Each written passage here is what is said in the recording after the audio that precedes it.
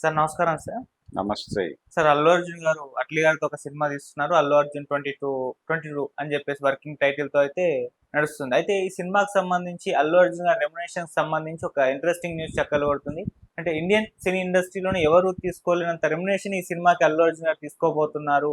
అది 175 కోట్లు అని చెప్పేసి ఈ విధంగా రకరకాల వార్తలు వైరల్ అవుతున్నాయి సార్. మరి ఈ స్థాయిలో రెమ్యునరేషన్ తీసుకున్న యాక్టర్‌గా అల్లు అర్జున్ గారిని నిలవడం అదొక సరికొత్త రికార్డ్ అని కూడా చెప్తున్నారు. మరి ఈ వార్తల్లో నిజముందా? ఈ స్థాయి రెమ్యునరేషన్ 'ప్రభాస్' గారు రికార్డే బ్రేక్ చేస్తారని కూడా చెప్తున్నారు. దీనికి సంబంధించి ఏం చెప్తారు సార్? అంటే ఆయన నటించినటువంటి 'పుష్ప 2' సినిమాకి 1800 కోట్ల పైన వాళ్ళు పోస్టర్ వేశారు. అవును. అంటే దాదాపుగా అది ఆల్ అరౌండ్ 2000 క్రోర్ మేము రీచ్ అయ్యాం హ్మ్. అంతర్జాతీయ స్థాయిలో అన్నట్టుగా ఒక ప్రచారం నడిచింది ఆ రోజుల్లో. 'బాహుబలి 2'ని మేము క్రాస్ చేశామని చెప్పారు. అవును. మరి 'బాహుబలి 2'ని క్రాస్ చేసినటువంటి మార్కెట్ ఉన్నటువంటి హీరోకి అంటే 2000 కోట్ల వసూళ్లు సాధించేటువంటి క్రౌడ్ పుల్లర్కి 175 కోట్లు ఇవ్వటం అసమంజసం అని అనక్కర్లేదు అనేది పరిస్థితి. ఓకే. కాబట్టి ఇది జెన్యూన్ అనే అనుకోవాల్సినటువంటి ఒక నెరేటివ్ కల్పించేశారు. 175 కోట్లు ఇస్తారా అనేది వేరే గొడవ. హ్మ్. అంటే అసలు 175 కోట్లు, ప్రభాస్కి 150 కోట్లు, దీనికంటే ముందు ప్రభాస్కి సాహోకి 100 కోట్లని ఇలా రకరకాల అంటే 100 కోట్ల పైన రెమ్యూనరేషన్లు ఉన్నాయి హీరోలకి. ఇది సినిమా బడ్జెట్ అంటే 1800 కోట్లు కలెక్ట్ చేయొచ్చు, లేకపోతే 2000 కోట్లు కలెక్ట్ చేయొచ్చు, కానీ దీని ప్రొడక్షన్ వాల్యూ ఎంత అనేది చూడాలి. ఇప్పుడు వీళ్ళు బడ్జెట్ 300 కోట్లు 400 కోట్లు అనుకుంటే ఇందులో మేజర్ షేరు రెమ్యూనరేషన్లుగా వెళ్ళిపోతుంది అనేది స్పష్టం అవుతుంది దీని నుంచి. వీరు క్రౌడ్ పుల్లర్సే కావచ్చు గాక, కానీ ఇతనికి ఇచ్చినటువంటి రెమ్యూనరేషన్ ఇప్పుడు 175 కోట్ల హీరో పక్కన కనీసం ఒక 75 కోట్ల హీరోయిన్ని పెట్టాలి కదా. ఆ తర్వాత దీంతో సరితూగేటువంటి ఇంకో 80 కోట్ల విలన్ని పట్టరావాలి. ఒక విలన్ సరిపోకపోవచ్చు, ఇంకొక 50 కోట్ల రేంజ్లో ఇంకొక 2 విలన్లను సెట్ చేయాలి. సో ఇదంతా బడ్జెట్లు మేజర్ షేరు రెమ్యూనరేషన్లకే వెళ్ళిపోతుంది. వెళ్ళిపోయిన తర్వాత 500 కోట్లు బడ్జెట్ పెడితే తప్ప సినిమాలు వర్కౌట్ కానిటువంటి పరిస్థితికి వీళ్ళు తీసుకెళ్ళిపోతున్నారు. 500 కోట్లు బడ్జెట్ పెట్టేసిన తర్వాత అప్పుడు ఏంటి కండిషను? నిజంగానే ఇదంతా ఇన్ని కోట్లలో నడుస్తోందా అనేది ఒక మిథ్యే. అంటే నిజంగానే ఇన్ని కోట్లు అవుతుందా సినిమాకి అని ఆశ్చర్యపోయే వాళ్ళు ఇప్పటికీ చాలామంది ఉన్నారు. అంటే ఒక చిన్న కథకి ఇప్పుడు పరిస్థితి ఎలా తయారైందంటే, లో బడ్జెట్ సినిమా అంటే కనీసం 5 కోట్లు, 2 to 3 crores అంటే అది మరీ కింది స్థాయి. అంటే ఒకప్పుడు చలిచీమలు అని ఒక సినిమా వచ్చింది తెలుగులో, దేవదాస్ కనకాల గారు డైరెక్ట్ చేసినటువంటి సినిమా. వేజల్ల సత్యనారాయణ రాజు గారు ప్రొడక్షన్ చూశాడు. దానికి 10 మంది ప్రొడ్యూసర్లు తలో 10,000 వేసుకుని సినిమా తీశారు, ₹1,00,000. అక్కడి నుంచి సినిమా పరిశ్రమను గమనిస్తున్న సందర్భంలో ఇది ఇప్పుడు చెప్తున్నటువంటి ఫిగర్స్ అంటే ఎంత పెరిగినా అది ఎప్పుడు 78 ఆ ప్రాంతాల సినిమానే. సో ఈ 40 ఏళ్ల ప్రయాణంలో సినిమా అనేది రకరకాలుగా మారి ఉండొచ్చు కానీ మామూలు కథని తెర మీద చెప్పాలంటే, ఒక సాధారణ కథని కొత్త ఆర్టిస్టులతో తెర మీద చెప్పాలన్నా కానీ కనీసం 3 కోట్లు అవుతుంది అంటున్నారు. ఈ మధ్యకాలంలో మనం లిటిల్ హార్ట్స్ సినిమా చూసాం. ఆ లిటిల్ హార్ట్స్ సినిమాని నేను 50 లక్షల లోపే చేద్దాం అనుకున్నాను అని డైరెక్టర్ చెప్పాడు. ఆ తర్వాత అది ప్రొడక్షన్ హౌస్ మారిన తర్వాత దాని బడ్జెట్ నెమ్మదిగా 1 to 2 crores ఏరింది, దాదాపు 2 కోట్లు అయింది అన్నట్టుగా ఒక మాట నడిచింది. ఆ ఇంటర్వ్యూల పరంపరలో భాగంగా దొర్లినటువంటి సమాచారం. సరే, దాన్ని బట్టి మనకు అర్థమయ్యేది ఏంటంటే, ఇప్పుడు కనీసంగా సినిమా చేయాలంటే 2 to 3 crores, అంటే 2 crores అనేది కూడా ఎవరు పట్టించుకున్నటువంటి పరిస్థితి. ఓకే. కనీసం 5 కోట్లు లేకుండా సినిమా తీయాలి అనేటువంటి ఆలోచన చేయటమే తప్పు అనే వాతావరణంలోకి తీసుకొచ్చారు. తీసుకొచ్చేసిన తర్వాత అక్కడి నుంచి మొదలు పెడితే 500 కోట్లు, 5 కోట్ల నుంచి 500 కోట్ల వరకు సినిమాలు తీస్తున్నాం అని అనుకుంటున్నారు. కానీ ఈ 500 కోట్ల సినిమాలతో పోలిస్తే ఈ 5 కోట్ల సినిమాకి ఖర్చు పెట్టడానికి స్కోప్ ఎక్కువ ఉంటుంది. సినిమాకి ఖర్చు పెట్టడం అంటే రెమ్యూనరేషన్లు కాకుండా, అదర్ దాన్ రెమ్యూనరేషన్ కదా సినిమా క్వాలిటీ మీద, సినిమా క్వాలిటీ వచ్చేది. ఆ క్వాలిటీ మీద ఖర్చు పెట్టడానికి డబ్బులు ఉంటున్నాయా ప్రొడ్యూసర్ దగ్గర ఈ రెమ్యూనరేషన్లు పోను అనేది ప్రశ్న. దానికి బయర్స్ నుంచి పట్టుకొచ్చిన డబ్బులో మరొకటో ఇచ్చారు అనుకున్నప్పటికీ అది కూడా బడ్జెట్లోకే వస్తుంది. అందుకని సినిమా మేకింగ్ అనేది ఎప్పుడైనా సరే, అంటే వీళ్ళ రెమ్యూనరేషన్లు అనేవి బడ్జెట్లో 3వ వంతుకు వెళ్ళిపోవడం అనేది ఎప్పుడైనా ప్రమాదకరమే. వీళ్ళు హ్యాపీగా ఫీల్ అవచ్చు, అంటే హీరో అభిమానులు వాళ్ళు చంకలు గుద్దుకుని 175 కోట్ల హీరో అని చెప్పుకోవచ్చు. నిజానికి రెమ్యూనరేషన్ల మీద చాలా కాలంగా, అంటే పాత రోజుల నుంచి ఒక చర్చ ఉంది. ఒకప్పుడు పరిస్థితి ఇలా ఉండేది కాదు, అంటే బడ్జెట్లో వాళ్ళకి ఇచ్చే రెమ్యూనరేషన్ల స్థాయి చాలా తక్కువ ఉండేది. పాత రోజుల్లో అంటే నాగేశ్వరరావు, ఎన్టీ రామారావు రోజుల నాటి పరిస్థితి.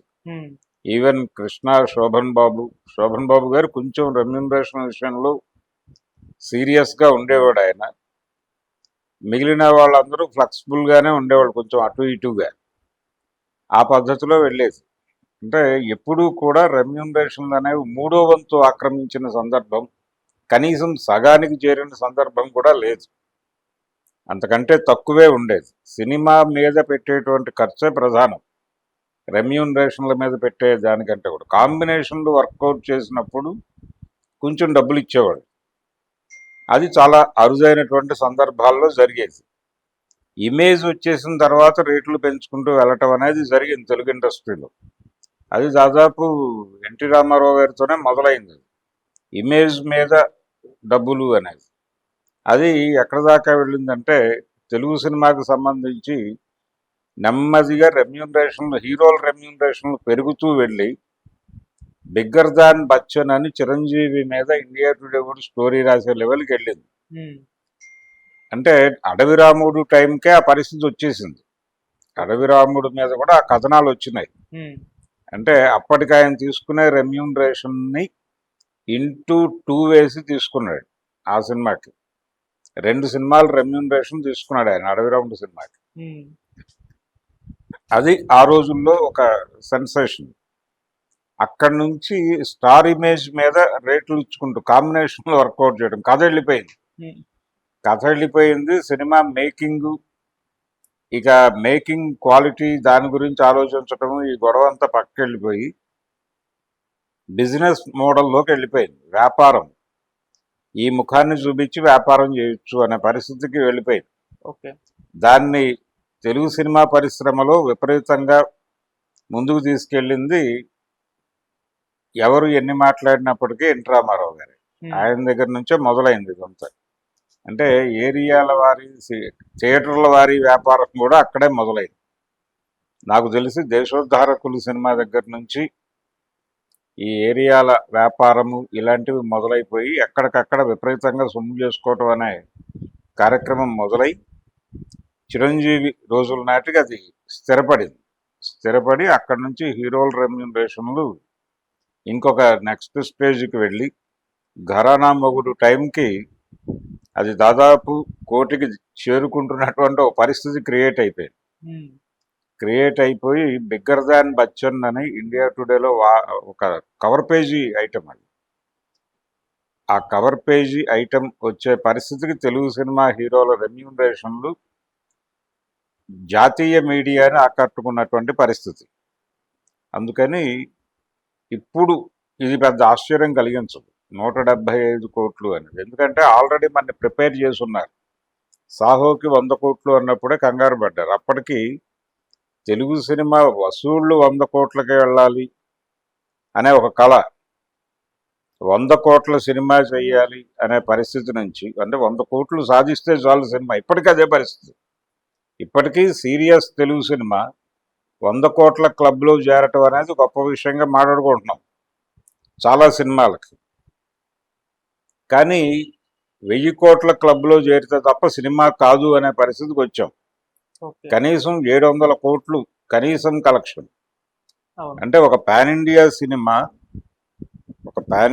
సినిమా పర్వాలేదు అనిపించుకుంటే కనీసం 700 కోట్లు వసూలు చేయగలిగితే అది సేఫ్ ప్రాజెక్ట్ అంటున్నారు. 700 కోట్లు అంటే బడ్జెటే 500 కోట్లు అయితే 200 కోట్లు ఎలా మ్యాచ్ అవుతుంది దానికి అనేది ప్రశ్న.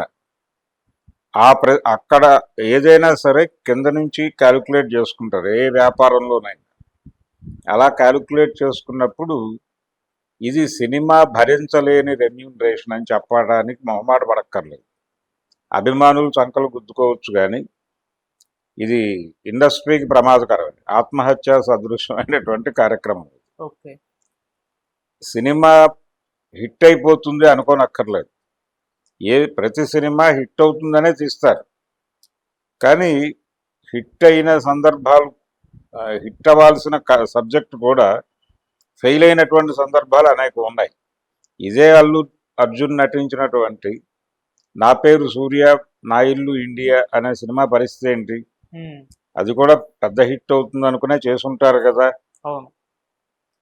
అలాగే ఆయన ఫెయిల్యూర్ సినిమాలు ఉన్నాయి కదా, ఇంకా జాబితా వెనక్కెడితే. అవును. మరి అలాంటిది రిపీట్ అవ్వదని గ్యారంటీ ఏమిటి? ఒక హీరో నటించిన ప్రతి సినిమా హిట్ అవుతుందండి. బోళాశంకర్ పరిస్థితి ఏంటి? వాల్తేరు వీరయ్య హిట్ అయింది, బోళాశంకర్ ఫ్లాప్ అవుతుందని ఎవరు అనుకోలేదు కదా, అవును. అయింది కదా. ప్రభాస్ పరిస్థితి ఏంటి? ఆదిపురుష్ కండిషన్ ఏంటి? ఆ తర్వాత వచ్చినటువంటి సినిమాల కండిషన్స్ ఏమిటి? అవి ఎక్కడి దాకా వెళ్ళినాయి? 700 కోట్ల దగ్గర తచ్చాడుతున్నాయి కదా. 700 కోట్లకు రీచ్ అవ్వడమే గొప్ప విషయం అనుకునే పరిస్థితులు. దేవరా కూడా 700 కోట్లు 500 కోట్లు వేశారు. 500 కోట్లు అనేది మినిమం అయిపోయింది. అంటే పాన్ ఇండియా మార్కెట్లో వర్కౌట్ కాకపోతే పాన్ ఇండియా సినిమాల పరిస్థితి ఏంటి? హిందీ బెల్ట్లో వర్కౌట్ అవ్వకపోతే హిందీ బెల్ట్లో వర్కౌట్ అవుతుందని పెట్టినటువంటి పెట్టుబడి పరిస్థితి ఏంటి? హిందీ బెల్ట్లో మార్కెట్ ఉండటం వేరు. ఎన్టీఆర్కి మార్కెట్ ఉంది, అయినప్పటికీ అక్కడేం వర్కౌట్ అవ్వలేదుగా దేవరా. అందుకని కదా 500 కోట్ల దగ్గర నిలబడింది. 500 కోట్లే వచ్చిందా, ఇంకా తక్కువ వచ్చిందా, పోస్టర్ వేసారా? ఇలాంటి గందరగోళాలన్నీ ఉన్నప్పటికీ మనం వాళ్ళు వేసిన దాని మీదే మాట్లాడుకుందాం. ఏ కోణంలో చూసినా కానీ ఈ 175 కోట్లు అనేది సినిమా పరిశ్రమకి ఆత్మహత్య సదృశ్యం అని చెప్పక తప్పదు. కాబట్టి ఈ రెమ్యూనరేషన్లు ఇన్ని కోట్లకు వెళ్ళిపోవటం అంటే మ్యాక్సిమం ఏరియా వైజ్ జరుగుతుంది. 175 కోట్లు అంటే నేను అనుకోవటం సాలిడ్గా క్యాష్ ఇస్తారా లేదా అనేది వేరే కూడా, బ్లాక్ ఇస్తారా వైట్ ఇస్తారా ఈ వివాదాలన్నీ పక్కన పెడితే చాలా సందర్భాల్లో ఈవెన్ చిరంజీవి టైంలో కూడా ఏరియా హక్కులు ఇచ్చేవాడు. అక్కడ ఎంత వస్తే అంతే. ఒక సినిమాకి 70 లక్షలు వస్తే 70 లక్షలు ఆయన రెమ్యూనరేషన్. ఆ తర్వాత సినిమా కొంచెం దెబ్బతిని దానికి 50 లక్షలే వస్తే 50 లక్షలే రెమ్యూనరేషన్. ఆ తర్వాత సినిమా మరీ భారీ హిట్ అయిపోయి ₹1 కోటి వస్తే ఆ ఏరియాకి ₹1 కోటి రెమ్యూనరేషన్. ఉదాహరణకి గుంటూరు జిల్లా ఇచ్చారనుకోండి హీరోకి, గుంటూరు జిల్లాలో ఆ సినిమా ఎంత చేస్తే అంతే ఆయన రెమ్యూనరేషన్ కింద మాట్లాడుకునేవాడు. అలాంటి కండిషన్ ఒకటి నడిచింది. మరి ఇప్పుడు ఎలా జరుగుతోంది? థియేటర్కల్ రైట్స్ ఇస్తున్నారా హీరోకి, లేకపోతే శాటిలైట్ రైట్స్ ఇస్తున్నారా, లేదు అంటే గనక ఓటీటీ హక్కులు ఇస్తున్నారా? ఓటీటీ ఆ రేంజ్లో పలుకుతోందా? ఆ హీరోకి ఆ రేటు పలుకుతే అది ఆయన సినిమా. ఒకవేళ దాని రీచ్ అంత ఉండదు అనుకుంటే ఓటీటీ తగ్గితే ఆటోమేటిక్గా వీళ్ళకి కూడా రెమ్యూనరేషన్ తగ్గుతుంది. ఆ కండిషన్ ఈ సినిమాకి సంబంధించి అట్లీ సినిమాకి నిజంగానే అది ఉందా అంటే తను షారూఖ్ ఖాన్తో ఒక పెద్ద హిట్ సినిమా తీసున్నాడు కాబట్టి ఆ పునాది మీద అల్లు అర్జున్ పుష్ప 2 ఇమేజ్ పునాది మీద ఈ రెండింటిని మిక్స్ చేసి ఈ రేటు మార్కెట్లో పెట్టుంటారు. ఇది ఇప్పటికీ అధికారిక సమాచారం ఏం కాదు, ఓకే. స్పెక్యులేషనే అయినప్పటికీ 175 కోట్లు అనేది జనాల్ని ఆశ్చర్యపరచడం లేదు. ఎందుకంటే మనం 100 కోట్లు 150 కోట్లు అనేది డైజెస్ట్ చేసుకుని ఉన్నాం. అవును. ఈ డైజెస్ట్ అయిపోయినప్పుడు 175 కోట్లు అనేది ఆశ్చర్యపరచట్లేదు, కానీ ఆందోళన పరుస్తుంది. ఈ లెవెల్ రెమ్యూనరేషన్లకు వెళ్ళిపోయిన తర్వాత సినిమా కండిషన్ ఏంటి, సినిమా అటు ఇటు అంటే ఏమిటి పరిస్థితి అనేది. కాబట్టి ఇది ప్రమాదమే, ఇది డెఫినెట్గా సినిమాకి ప్రమాదం. అసలే కష్టాల్లో ఉన్నామని చెప్తున్నారు సినిమా పరిశ్రమ వైపు నుంచి. మాకు హిట్లు లేవు, మా అంటే తెల్లారు లేస్తే సినిమా ఇండస్ట్రీ పెద్దలు మాట్లాడేది ఏమిటి, సక్సెస్ రేటు కేవలం 2% సక్సెస్ ఉన్నటువంటి ఇండస్ట్రీ మాది అని మాట్లాడతారు. ఇక్కడ మాకు దయ చూపించండి, మా యందు దయ చూపించి టికెట్ల రేట్లు పెంచుకోవడానికి అవకాశం కల్పించండి అని అక్కడ గవర్నమెంట్ల దగ్గరికి వెళ్ళి బేలగా అడిగి మాకు ప్రీమియర్స్కి అవకాశం ఇవ్వండి అని బేలగా అడిగి ఆ పర్మిషన్లు తెచ్చుకుని 1000 రూపాయల టికెట్లు అమ్ముకుని ఆ డబ్బులన్నీ వీళ్ళకి ఇస్తున్నారు అనుకోవాల్సి వస్తుంది. ఓకే. అంటే జనాల్ని దోచి ఈ డబ్బులు ఇస్తున్నారు. కాబట్టి ఇలా జనాల్ని దోచి డబ్బులు ఇస్తున్న వాళ్ళకి ప్రభుత్వాలు సహకరించడం అనేది అది నిజంగా ప్రజాసేవ అవుతుందా అనేది ఇంకో ప్రశ్న. సో ఏ కోణంలో చూసినా కానీ ఇది దుర్మార్గమే. అందుకని మొన్న ఈ సినిమా పరిశ్రమ కార్మికుల ఇష్యూలో వాళ్ళు మాట్లాడారు, హీరోల రెమ్యూనరేషన్ 100 కోట్లు 150 కోట్లు ఇచ్చి పడేయటానికి మీకు అభ్యంతరాలు ఏమీ లేవు, కానీ మాకు 10% పెంచడానికి ఏడి చచ్చిపోతున్నారు అని మాట్లాడారు కదా యూనియన్ నాయకులు అందరూ. ఇదే పరిస్థితి. ఇలాంటి వార్తలన్నీ రెచ్చగొడతాయి జనాలను. ఓకే. 175 కోట్లు తీసుకునే హీరో సినిమాకి కూడా వీళ్ళందరూ పనిచేయాలి కదండి. వీళ్ళకేమో 10%, వాళ్ళకి ఇచ్చే 800 1000 రూపాయల వేతనాన్ని కొంచెం ఎన్హాన్స్ చేసి ఇంకొక 200 ఇవ్వటానికి 200 ఇవ్వటానికి ఇబ్బంది పడిన వాళ్ళు అదే సినిమాలో పనిచేస్తున్న హీరోకి 175 కోట్లు ఇస్తున్నారంటే ఎంత వ్యత్యాసం ఉంది. కాబట్టి ఏ కోణంలో చూసినా కానీ ఇది సీరియస్గా పట్టించుకుని రోడ్డు మీద నిలబెట్టి కడిగేయాల్సిన అవసరం అయితే ఉంది. ఓకే. అంటే వీళ్ళు ట్యాక్సులు కడతారా ఎగ్గొడతారా, ఈ బయట కనిపించేవి వాస్తవాలా కాదా, వాళ్ళు పుస్తకాల్లో చూపించే లెక్కలు ఏంటి, అంటే వాళ్ళకి ఇచ్చే రెమ్యూనరేషన్లు ఎక్కడి నుంచి ఇస్తున్నారు, ఏదైనా హక్కులు ఇస్తున్నారా, ఇవన్నీ క్లారిటీ రావాల్సినటువంటి సమాధానాలు రాబట్టుకోవాల్సినటువంటి ప్రశ్నలే. దీని మీద ఒక పరిశోధన జరిపి ఒక కథ రాయగలిగితే అద్భుతంగా ఉంటుంది. ఓకే. పెద్ద అంటే రెమ్యూనరేషన్స్ అనేవి ఎప్పుడు అంతే. 5 లక్షలు ఒక పెద్ద హీరో తీసుకునే రోజుల్లో కూడా 1,00,000 రూపాయలు సినిమాలు తీసిన చరిత్ర ఉంది మనకి. అంటే ఇప్పుడు 175 కోట్ల రెమ్యూనరేషన్ తీసుకుంటే 5 కోట్లలో చిన్న సినిమా తీస్తున్నారని చెప్తున్నారు. లిటిల్ హార్ట్స్ లాంటి సినిమా 1,50,00,000లో తీసావు, 2 కోట్లలో తీసావని చెప్తున్నారు. ఆ సినిమా కూడా హిట్ అయింది కదా. హిట్ అనేది ప్రమాణంగా తీసుకుంటే ఈ 2 కోట్లతో తీసినటువంటి లిటిల్ హార్ట్స్ సినిమా 175 కోట్లు పెట్టి కేవలం అల్లు అర్జున్కి ఇచ్చే రెమ్యూనరేషన్తో ఎన్ని సినిమాలు తీయచ్చు అనేది కంపారిజన్లోకి వెళ్తే ఈ లెవెల్ కథలతో ఆ స్థాయి సినిమాలు తీస్తే ఎంతమందికి పని దొరుకుతుంది, ఎంత ఇండస్ట్రీ రొటేట్ అవుతుంది, ఎంతమందికి ఇళ్ళు కళకళలాడతాయి. ఆయనకు ఒక్కడికే 175 కోట్లు ఇవ్వడం దుర్మార్గం అనే విషయం ఇది చూస్తే అర్థమవుతుంది కదా. అందుకని పరిశ్రమ ఆత్మహత్య చేసుకోవటమే 175 కోట్లు ఇవ్వటం అంటే. ఓకే.